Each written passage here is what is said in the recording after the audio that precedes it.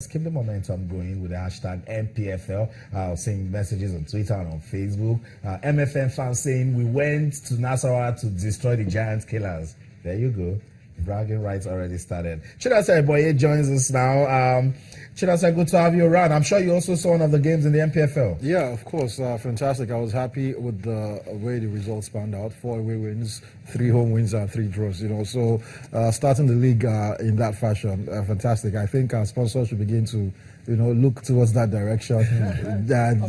After one, of course. 4 away wins in a weekend. I can't remember when that happened in the Nigerian Premier League. One weekend you get 4 away wins. Incredible. This is something we used to get in the whole season. The previous season before last, it was 15. Last season was 31. We have 4 already in the first weekend. So I think it's quite laudable. And the fact that when I saw Giwa FC taking on FC Fanyuba, that was fantastic. 2 privately owned clubs, and so I think the league is moving towards the right direction. Surely. Kudos to the LMC since they came on board. They've been doing a whole lot of making changes, and changes. So I think there's still a lot of work to be done, but trust me, they are moving towards the right direction.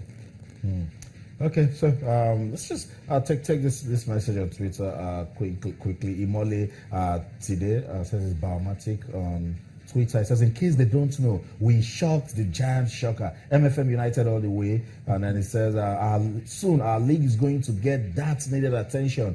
Away wins and draws. That's it with the hashtag NPFL and of course hashtag MFM United. That's a big MFM United. Yeah, a lot of messages on Twitter actually, but time will not allow. A lot of messages, and I'm happy this morning.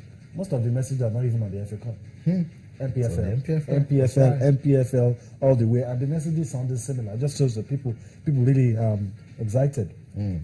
Okay, let's go see what the papers are saying now. Front page of the Sporting Live. That's what I have in front of me. It says, Battle of the Pharaohs. Babangida returns to Eagles with the rider. PA's wages to be included in Oliseh's salary. And a kicker that says ex-international yet to receive a dime. So why is he coming back to the Eagles? What's going on? We hear that the NFF are saying no money, so Tijani Babangida needs to go. But this, I don't know.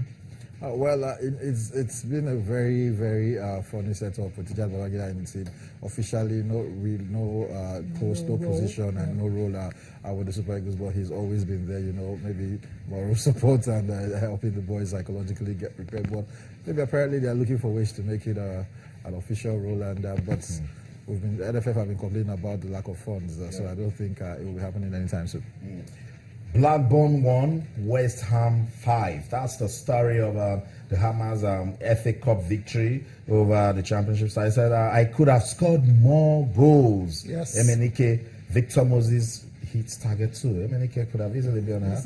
Yeah, I saw the game. A 5-1 victory for them over Blackburn, and MNK good performance, gets into goals. He could have scored more. He could have been able to do more, get more goals, but apparently it didn't work out. But the good thing is that we had 2 Nigerians scoring that game, although one is retired from the national team. Talking about MNK actually announced a retirement on Instagram, if you can remember. Can always retire until he goes to Instagram again, or maybe Snapchat or Facebook, and tell us that he's coming back, and then we would understand. But right now, Victor Moses is the person we should actually be rooting for here, because he got a goal, and we'll be playing the Pharaohs later in March. So let's just hope that the form continues and he doesn't get struck down by any injuries, because we know he's been off and on injuries, and I just hope that he gets his feet until that doubleheader against the Pharaohs of Egypt. The Sporting Live really busy this morning. Let's go back to that crucial game between Nigeria and Egypt. This one says NFF orders Oliseh to Abuja Friday, and there's another that says Oliseh considers Iheanacho for Egypt time. So if you're not considering this man, who else? I don't understand. I saw that headline and I was surprised. Consider Iheanacho. Come on, the man has been. He's taking a claim. He's showing so much, promise, and he's playing well for Man City, scoring 8 goals already this season. Yesterday in the game they played against Chelsea, you saw him with the assist again when Man City got a goal. He's played his way into recording. He's played his way into the plans of the coach. So he shouldn't be considering. He should be actually picking him up. We're talking about Iheanacho, not just Iheanacho. go to in Spain, Granada, you saw Isaac Success doing his own thing. Remember, these guys were teammates at the 2013 on the 17 championship. Although Isaac Success was later got injured and Taiwo Woniyi came into prominence, but Isaac Success was the main striker then for the team before the injuries and bad form kept him out of the team. So I think we should be looking towards that direction now, because we have produced two world beaters, two world champions. I'm talking about both of the 17 teams, 2013 and 2015. So I think in a couple of years, talking towards the 2018-2022 World Cup, we should be able to get a large pool of players to pick from these guys. Yes, you still have Musa Yahaya, you have Musa Muhammad, you have if I find Matthew and the likes of them, so Kelechi Wakali. So I think we should be able to pick from this team, and the earlier we start giving them chances in the national team, the better. That's right. Let's just take this last one. I don't know, a lot of people would take this with a lot of mixed reactions. Olashitu reveals no new Chelsea deal for Mikel. That's when I was like, oh, come on. At the time, Mikel is willing to show some prominence. There were rumors over the weekend that Chelsea might be offering him a new deal based on the way he's been playing. Of course, prior to Gosidin coming in, nobody wouldn't have thought that Chelsea would be talking about offering Mikel a new deal. His deal expires in 2017, he's getting close to 30, and you know what happens when footballers get to that age range. Even if they're offered deals is for like a year, at most 2 years. So I think Mikel Obi will try, and his agent will try as much as they can to see if they can get that last big payday, or maybe a 4-year deal before he hits the 30 mark, and I think that's what they're looking for.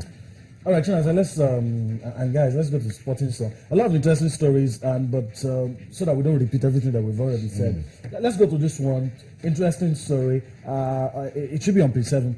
Van Gaal offered free holiday if sacked. This thing, I don't know. It's beginning to look like the Manchester City situation, where we all knew it was a very open secret that Guardiola would come in and take over from Pellegrini. That's why Pellegrini not even performing as bad as what Van Gaal is doing. So now the rumors have been on, Mourinho coming to Manchester United. It's been in overdrive. It started from when we had the Mourinho wrote a 6-page letter to Manchester United detailing each player and telling them how he intends to, move the club forward. And they lost to FC Midtjylland on Thursday.